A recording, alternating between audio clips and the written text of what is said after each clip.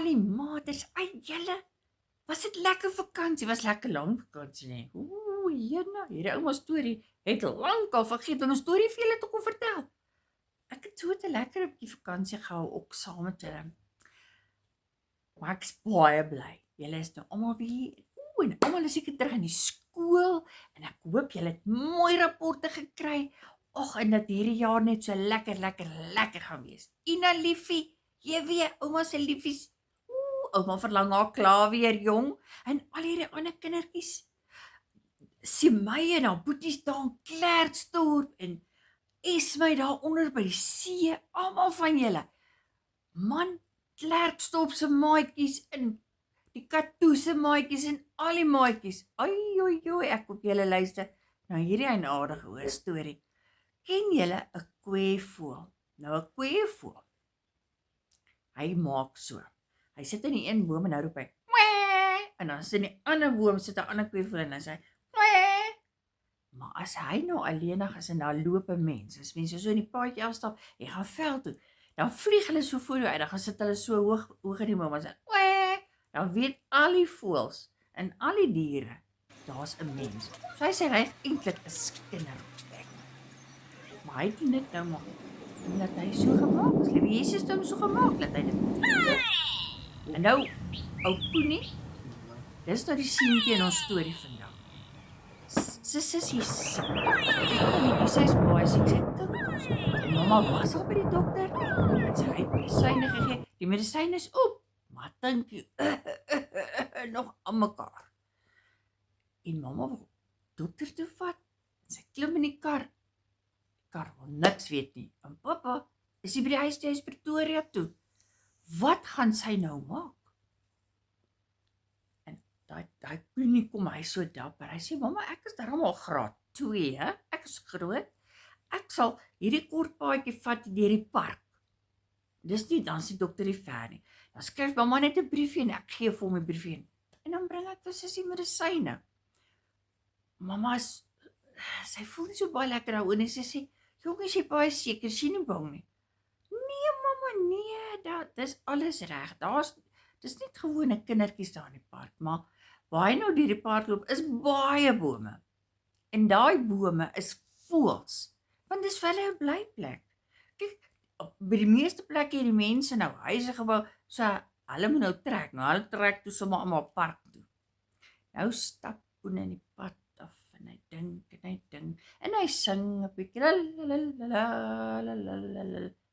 en dan hoor hy hierdie kweevoël, kwee, hier voor hom in 'n boom.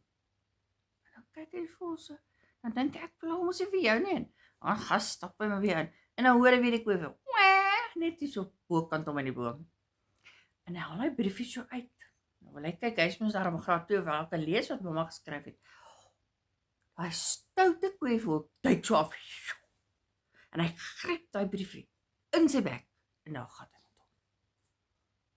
Jop, maar Poenie het geskrik, sy oor is so groot. Hy het nie geweet kweevoëls kan sulke dinge doen nie. Nou wonder hy, wat kan hy nou doen? Maar hy gaan maar stap na die dokter toe, en hy gaan vir die dokter beduie, hoe lyk sy sussie, en of sy, hoe sy en al die dinge. So hy gaan, kom met die dokter, en by die deur, hy kyk die wêreld so, daar is die tannie so agter die toonbank, sy sê vir hom, "Ja, seun, wat kan tannie jou mee help vandag?" Is jy siek?" Nee, tannie. En hy sê, "Ek is Koenie Buys, en my sussie se naam is Tinkie, en sy was saam met my ma hier, en sy's baie siek, sy hoes, aan mekaar." En die tannie sê, "Wag, laat ek net gou julle leer uithaal. En dan gaan ek vir dokter wys, maar wat is dan nou? Is sy nog steeds siek?" "Ja, die medisyne wil niks help nie. Sy hoes nog aan mekaar, deur die nag. Hulle kan nie slaap nie." Sy sê, "Toe maar, sit jy net bietjie daar, en dan gaan ek gou vir die dokter vra." Maar daar in die bos, kom hierdie kweevoël. En hy gaan sit daar tussen die ander voëls, en hy lag. "Ek het tot die kind 'n poets gemaak." En nou pa Eil, hy slaap ons eintlik in die dag. Hy sê, "Wat sê jy dan?" Hy sê, "Kyk net, ek het hierdie briefie vir hom gesteel." Oupa Eil was nie beïndruk nie. Wat het jy gedoen?" Hy sê, "Was dit 'n grappie?" Hy sê, "En waarheen was die kind op pad? Kan jy miskien lees?" "Nee, ek het so gedink. Gee daai brief laat ek sien." En oupa hy lees en hy sê, "Dokter, medisyne en siek."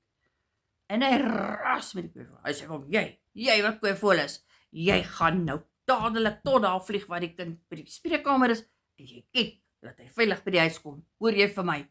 Want dis jou skuld dat hy nou nie meer 'n briefie het nie. So kweefvoël is bietjie skaam oor wat hy gedoen het, want hy weet dit was stoutigheid. En hy sê, "Is reg, oupa, hy gaan ek." En hy vlieg, hy gaan lekker vlieg tot daar by die boom sien, naaste daar in die spreekkamer, en hy gaan sit daar in die boom en dan watch hy. Hy kyk die hele tyd, wanneer kom hy Koenie daar uit, en die kom Koenie uit, en die medisyne so in 'n plastiek sakkie.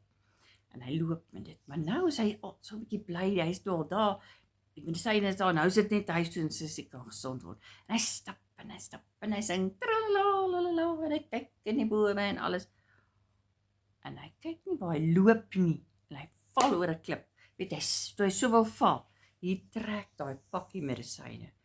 En gelukkig, die kweefvoël hou mos hy die hele tyd op. Hy duik so op hom af en hy gryp daai medisyne in sy bek en hy hou dit so en hy gaan vlieg tot so op die grond voor Koen en hy sit dit neer.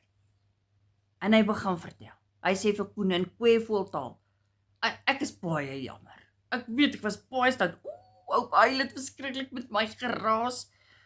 Maar nou het ek daarom gehelp dat jou medisyne nie val nie. Ek hoop jy is nou nie meer vir my kwaad nie." Nou staan Koen daar. Hy wonder of die voel bietjie iets fout is mee, dat die ding soos vir hom sit en kwek en hier gaan hy te kere. Hy sê voel, "Ek weet nie of jy met my wil praat nie, maar ek verstaan jou nie."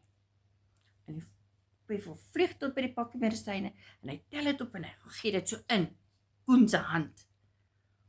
Koenie sê net, "Baie dankie." En hy stap, maar nou kyk sy oë na daai paadjie en hy kyk mooi waar hy loop. En toe hy by die huis kom, hierdie mamma, sy is so bly, sy sê, "Kom laat ek dadelik vir jou glas koeldrank ingooi. Jy was nou regtig 'n groot seun vandag." En sy gee vir hom lekker koeldrankies en Sissie moet dadelik medisyne kry. Ag, en sy was sommer gou beter. Baie gou beter gevoel.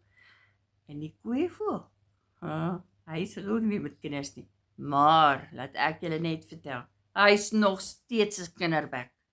Weet julle hoe lyk 'n kweefvoël? Julle moet 'n bietjie gaan kyk hoor. Julle moet 'n bietjie prentjies soek of teken bietjie vir my 'n kweefvoël. Bye.